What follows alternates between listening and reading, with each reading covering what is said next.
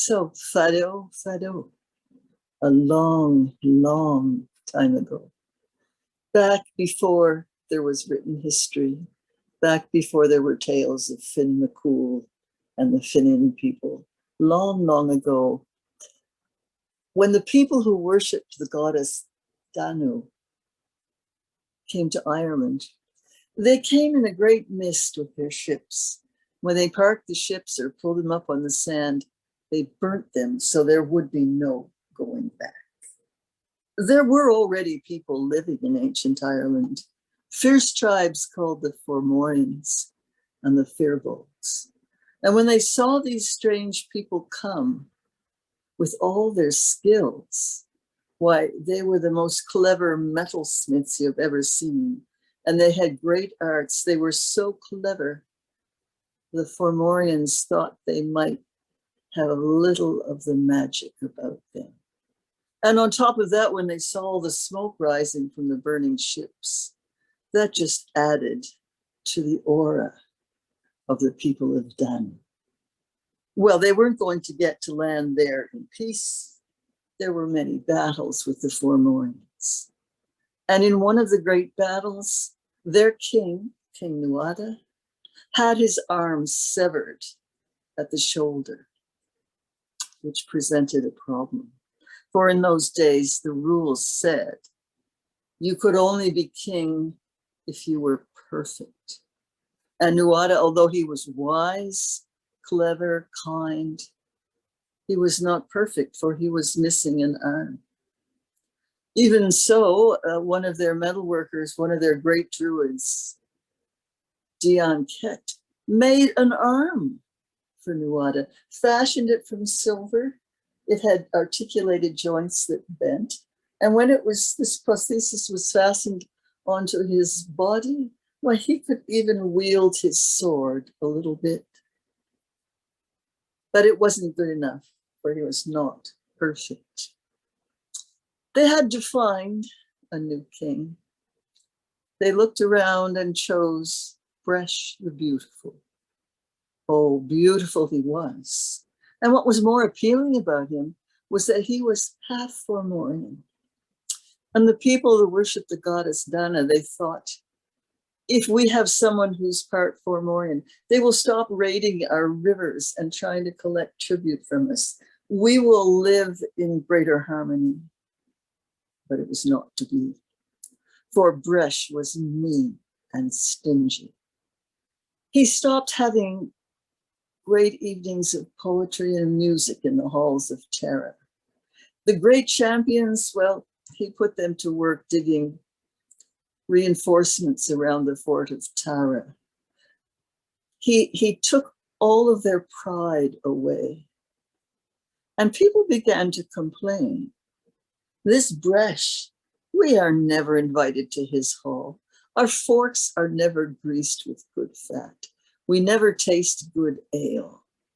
This man, what shall we do? Well, along came one of the greatest poets of the time, a man named Cabre.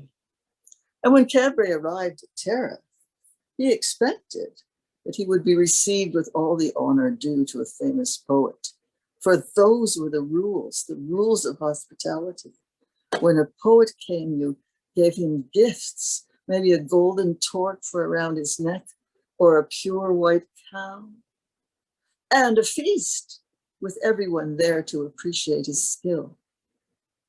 But when Cabre got to Tara, he was shown to a little hut with hardly a bed in it, a little table with a few scraps of bread, a bit of water, and they left him there in the dark.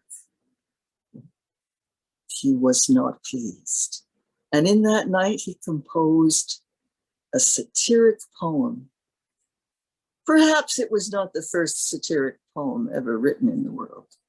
Certainly we know the Greeks were up to that. And we know the power of satirical poetry. You could slay with a good satirical poem, but it was a good one.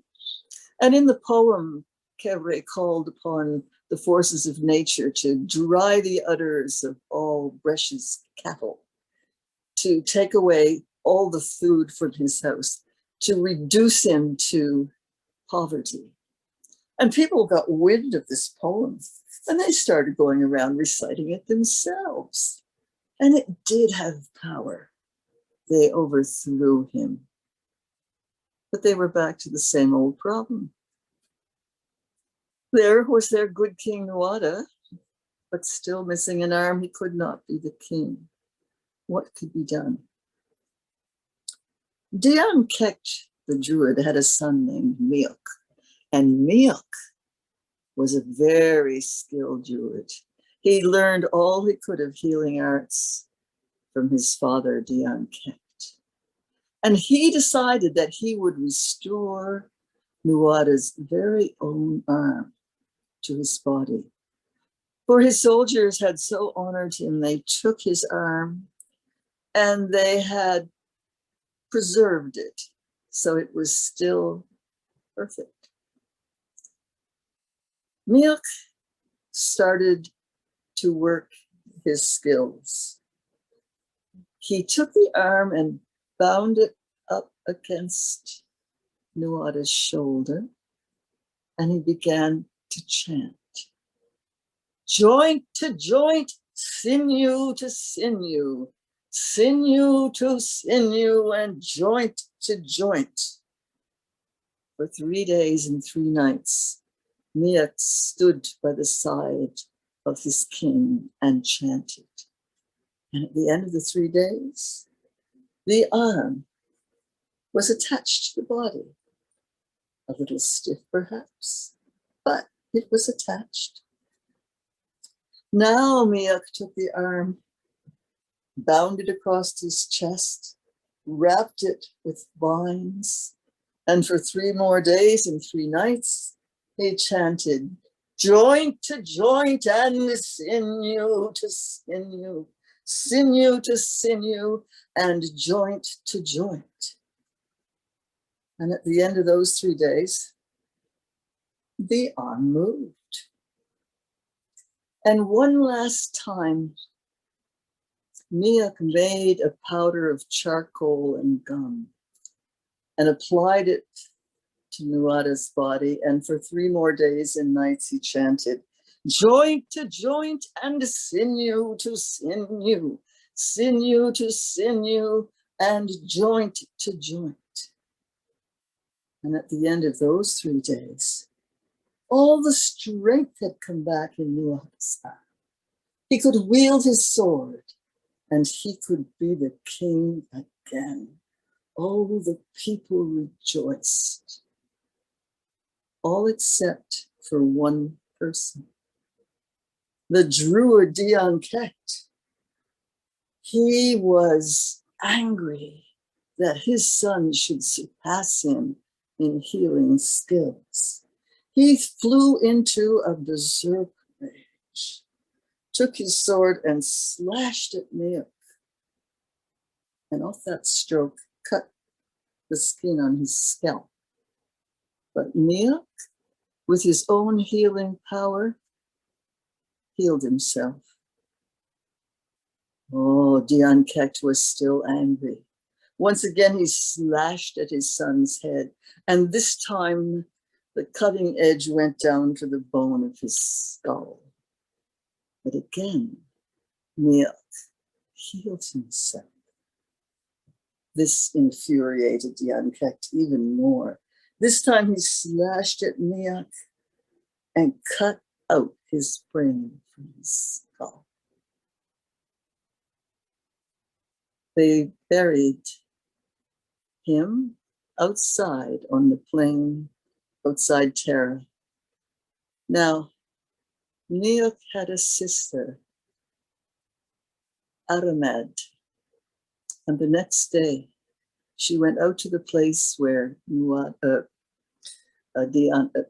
was buried, and all around his body had sprung up herbs, healing herbs, 365 healing herbs, one for each part of the body. That was the particular healing power each herb had. And she spread her cloak on the ground and began to collect those herbs, to dry them and catalog them and make notes of what would cure what. But along came her father, Dion Kecht, on his horse, and when he saw what she was about, he still flew into a fury. He leapt off the horse and tore the cloak off the ground, scattering all the herbs. And that is why, to this very day, there is no one person who understands all the healing powers of all the herbs on earth. And that is why it falls to each one of us to make sure that none of these plants will ever disappear from the earth. For you never can be telling when we might have need of them again. King Nuadha and his silver arm.